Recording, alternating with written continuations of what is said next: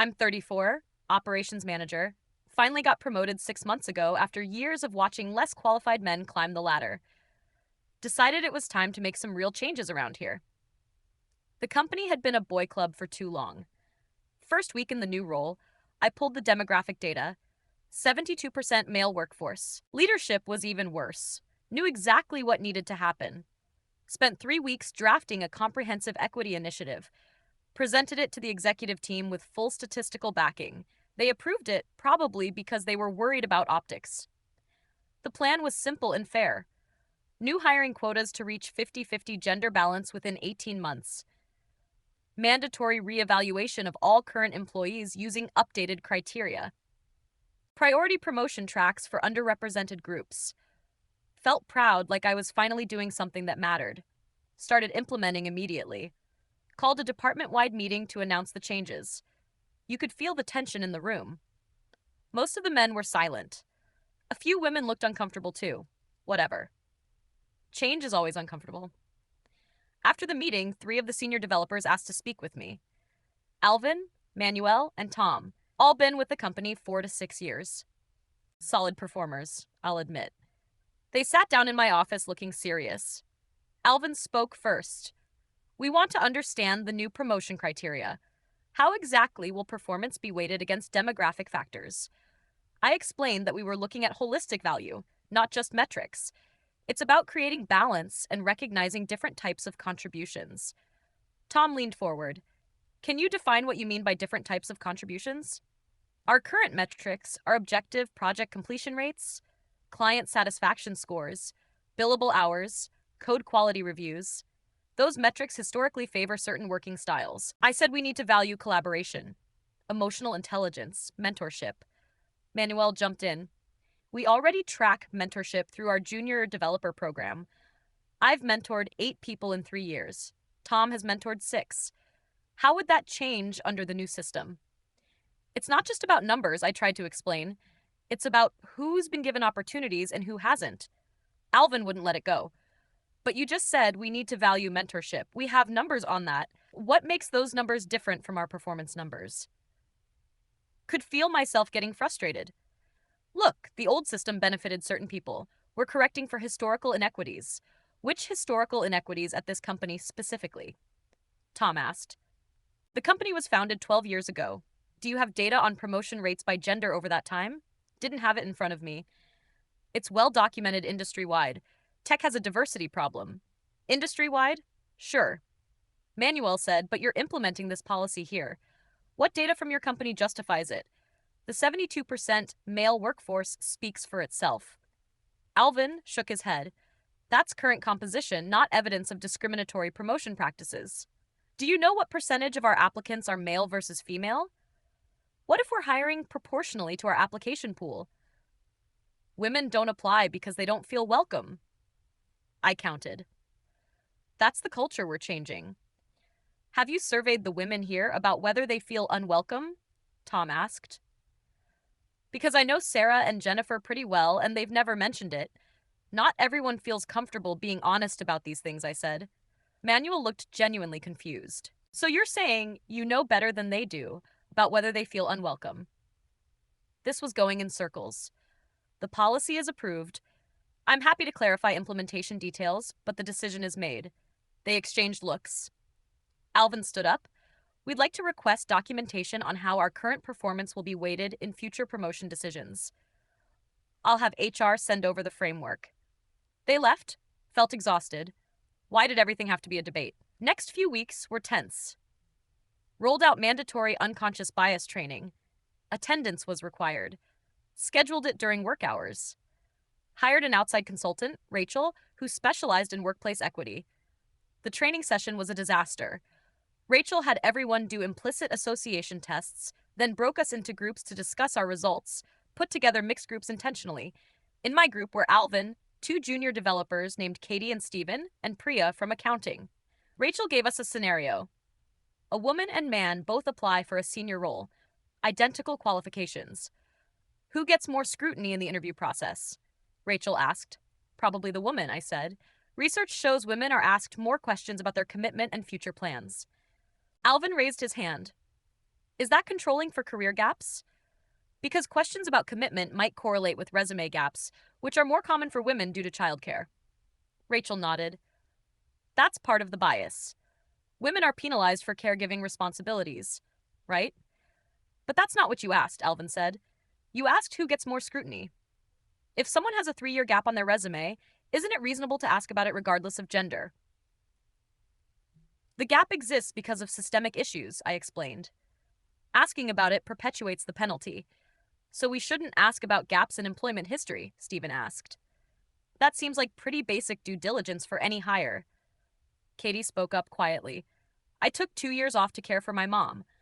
I'd want an employer to ask me about it so I could explain I was doing something important, not just I don't know sitting around. Felt betrayed. The point is that women are more likely to have those gaps and therefore more likely to face those questions. But if someone has a gap, shouldn't we ask, Priya, said man or woman, how else do we evaluate their current readiness? Again, it sounds like you want us to notice patterns but not act on information. If we see a gap and don't ask about it for a female candidate but do ask for a male candidate, isn't that actually gender-based discrimination? Rachel tried to redirect. Let's focus on the broader patterns of bias. But the damage was done. Could see people thinking through the contradictions. The rest of the session was people poking holes in every scenario. Walked out feeling like Rachel had completely lost control. Paid her $8,000 for that. The next week, the first resignation letter came. Manuel, 2 weeks' notice, professional, brief, accepted a position at a competitor, called him in.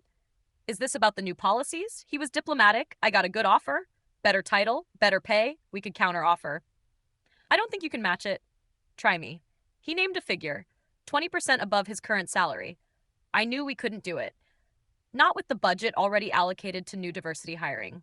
That's quite a jump. What's the role? Senior Solutions Architect. I'd be leading the infrastructure team. Felt my chest tighten. We're developing a pathway for senior promotions here. With the new framework, you'd be eligible within the year. Eligible doesn't mean guaranteed, he said. And from what I understand of the new framework, demographic factors will play a role in who gets promoted. We're looking at whole person contributions, right? And I'm a white guy in tech. I can do the math. That's stung. Your race and gender don't disqualify you. They don't prioritize me either. The other company is promoting me based on my work here. My work is one factor among many. I'll take the sure thing. Tried another angle. Don't you think you have a responsibility to be part of the change to help create a more inclusive environment? He actually laughed. My responsibility is to my career and my family. I have a mortgage. I'm not taking a hit to my professional development to be your diversity prop.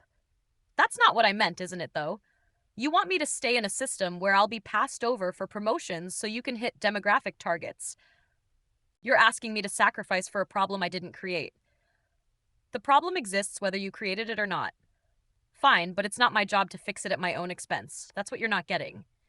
You're asking one group to pay the cost for historical imbalances, and you're surprised when they say no. He left. I approved the resignation with HR. 2 days later, Alvin came in. Same thing. Different company, senior role, more money. Didn't even try the counteroffer this time. So, you're just abandoning ship. I'm taking a better opportunity right when we're trying to make meaningful change. He sat down uninvited.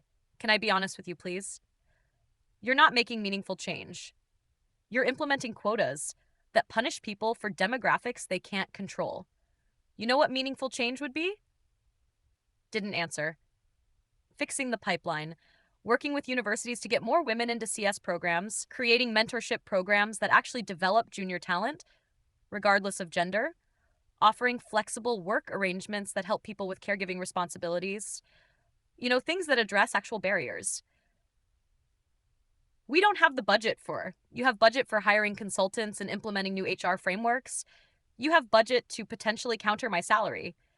You could invest that in real development programs. Those are long-term solutions, right? And quotas are short-term feel-good measures that don't address root causes. You're just shuffling around who gets opportunities without creating new ones. Felt my face getting hot. Easy for you to say when you've always had opportunities. Have I, though? I worked my ass off. I spent nights and weekends learning new frameworks. I took on the projects no one wanted because they were high risk. I delivered results. And now you're telling me that matters less than what's between my legs. That's a gross oversimplification, is it? Explain to me how the new promotion framework works, then walk me through it. Pulled up the document. We evaluate on 5 pillars: technical competency, leadership potential, collaborative impact, organizational values, alignment, and equity contribution.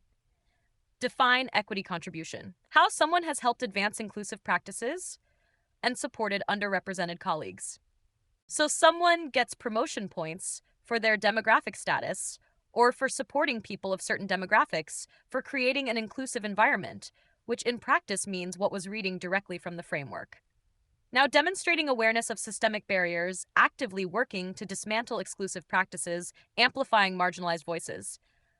And who decides if someone has successfully amplified marginalized voices? The review committee, which you chair. Yes. And is the review committee subject to diversity quotas? Paused. We're working to ensure diverse representation. So let me get this straight. You've created a system where promotion depends partly on supporting underrepresented groups, and the committee deciding this is selected based on representation quotas, and you chair it. You've built a machine that rewards people for agreeing with you. It's about values alignment with your values. What happens to someone who thinks the best way to help women in tech is through pipeline programs instead of quotas? Do they demonstrate organizational values alignment? Didn't have an answer for that. That's what I thought. Alvin said, "You've created an ideological purity test and called it equity." He stood up. "I'm not sticking around to watch this play out. Good luck with your initiatives." Submitted his resignation letter that afternoon. Tom lasted another week. Didn't even come talk to me. Just sent the letter through HR. 3 senior developers gone in 3 weeks. All men, all high performers. The executive team called me in. CEO Daniel, CFO Patricia, and COO Alan. Daniel spoke first. "We're concerned about the sudden departures from the development team. They received better offers elsewhere. The market is competitive." Patricia had a printout. All 3 cited the new equity framework in their exit interviews. They felt their career progression was being limited. They left because they couldn't handle not being automatically prioritized anymore. Alan leaned back. "That's an interesting characterization. Do you have evidence they were being automatically prioritized before?" Here we go again. The demographic composition of leadership speaks for itself. We promoted based on performance reviews and project outcomes.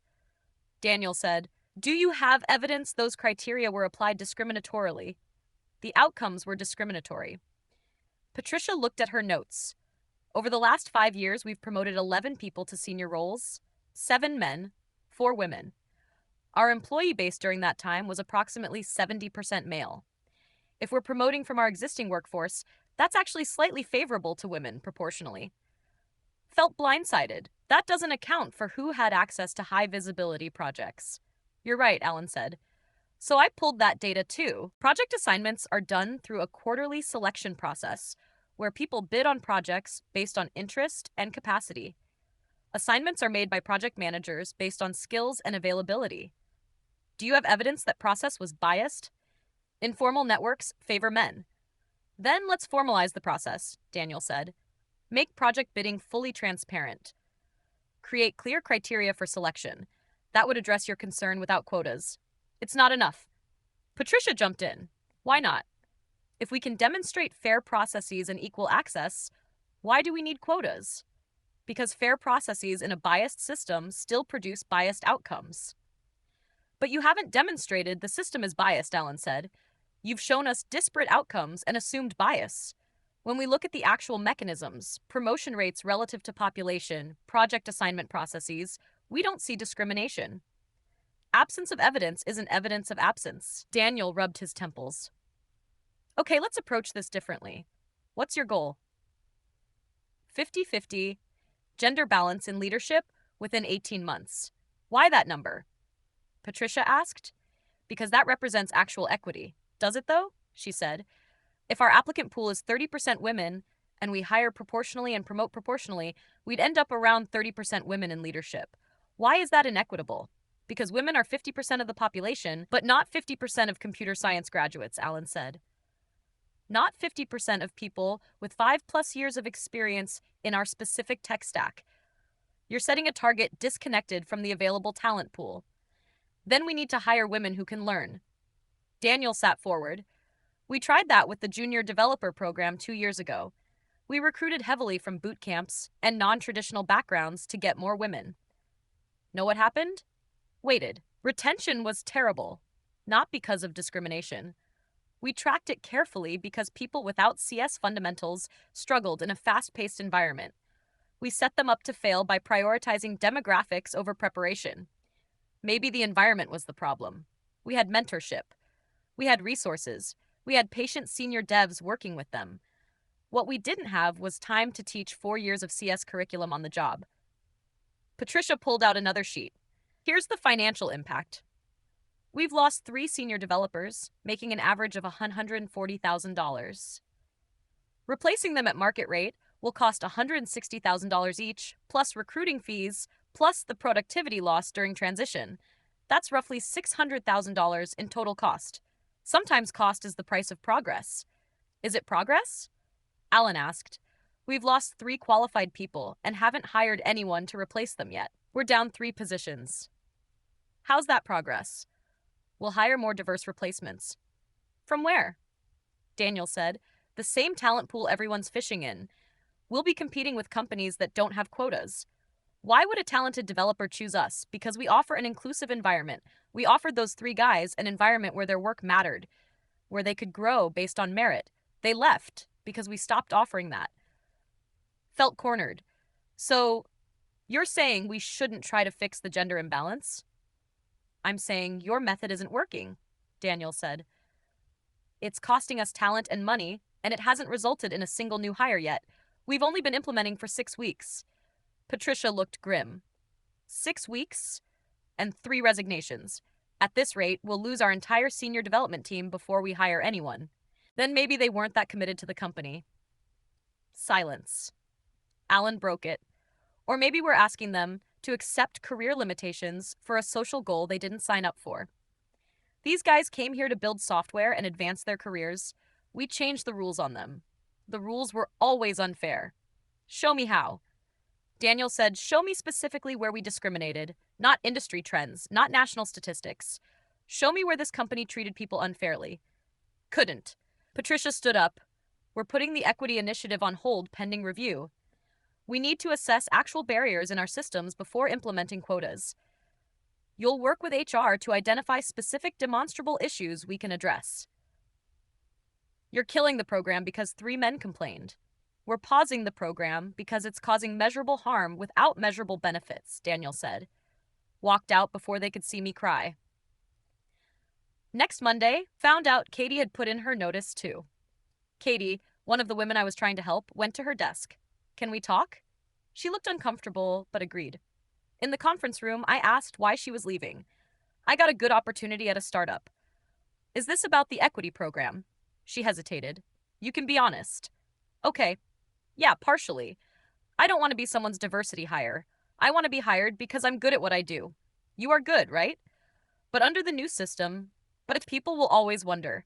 They'll look at me and think I got promoted because I'm a woman, not because I earned it. That's their bias, not reality. It's reality if the system explicitly factors in my gender. You've made it impossible for me to prove I earned anything on merit alone. Felt like I'd been slapped. Tom mentored me, she continued. He spent hours helping me understand distributed systems. He gave me real feedback, challenged me when I was wrong, celebrated when I got it right. He treated me like a developer, not like a woman in tech who needed special handling. I'm not saying women need special handling, aren't you, though? The whole program is based on the idea that we can't compete on equal footing, that we need extra support, different criteria, demographic consideration. That's special handling. It's addressing barriers. What barriers have I faced here specifically? Thought about it. Implicit bias, fewer role models, being the only woman in meetings sometimes. Alvin invited me to every architecture review. Manuel included me in the senior dev discussions even though I'm junior. Tom made sure I got credit for my contributions.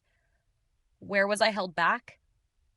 Not everything is visible, so you're going to protect me from invisible barriers by making me visibly different, by making sure everyone knows I was promoted partly because of my gender. That's not, it's not the only factor, but it's a factor, and that's enough to taint everything. I'd rather work somewhere that just judges my code. She left. I sat in that conference room for an hour. The next week, HR started the review Patricia mentioned, went through 5 years of promotion decisions, interviewed employees about project assignments, surveyed everyone about workplace climate. Results came back. No evidence of systematic discrimination in promotions. Project assignments were largely self-directed with fair approval rates. Satisfaction scores were consistent across demographics. Women reported feeling respected and valued at rates comparable to men. Daniel called me in alone this time. The data doesn't support the initiative. We're officially discontinuing it. Data can't capture everything. You keep saying that, but at some point you have to accept what the evidence shows. We don't have a discrimination problem. We have a pipeline problem. Women are underrepresented in our field, but that's not something we created or can fix with quotas. So we do nothing. We do smart things. We're implementing transparent project assignments. We're creating formal mentorship structures. We're offering flexible work options. We're partnering with women and tech organizations for recruiting. We're addressing actual barriers, not imaginary ones. Felt defeated. I thought I was making a difference. You were making yourself feel like you were making a difference. There's a difference. That landed hard. Those 3 developers you lost, they were actually doing the work. Mentoring junior devs, creating opportunities, treating people as individuals. You dismissed all that because it didn't fit your narrative. I was trying to fix systemic issues by creating new ones. You can't fix bias with different bias. You can't fix discrimination with different discrimination. You just shuffle around who gets hurt. Didn't have a response. I'm reassigning the diversity portfolio to HR. You'll focus on operations. Walked out. 6 weeks of work gone. 4 good employees gone. My credibility gone. Sitting here now, 3 months later, the company is actually doing better. Hired 2 women developers through the Women in Tech partnership. Both are qualified. Both are thriving. Nobody questions if they earned their spots. Alvin's replacement is a woman named Sarah. She's excellent, got promoted on merit within 2 months. Everyone respects her. Tom and Manuel both reached out to Katie, helped her get connected at their new companies. She ended up somewhere great. And me, I'm the cautionary tale. The manager who tried to force equality and drove away talent instead. The one who confused intentions with outcomes. Who thought having the right opinions mattered more than getting things right. Alvin was right about one thing. I built a machine that rewarded people for agreeing with me. And when people disagreed, I assumed they were wrong, biased, privileged, never considered I might be the one who was wrong. Still believe there are real issues in tech. Still think we need more diversity. But I learned the hard way that good intentions aren't enough. That you have to actually solve real problems, not the ones you imagine. That you have to treat people as individuals, not demographics. That forcing outcomes doesn't create fairness. The worst part, I genuinely thought I was the hero of this story. Thought I was fighting the good fight. Took me losing good people and failing completely to realize I was just another kind of problem. Sometimes I wonder if I reached out to Alvin or Tom or Manuel. Would they even take my call? Probably not. Can't blame them. Still here doing operations work, keeping my head down, watching Sarah succeed, and knowing she's doing what I couldn't, making actual progress while I was busy making noise. Funny how that works. If this confession kept you hooked, make sure to subscribe, like, and share. We share powerful true stories every day that explore the complex realities of life.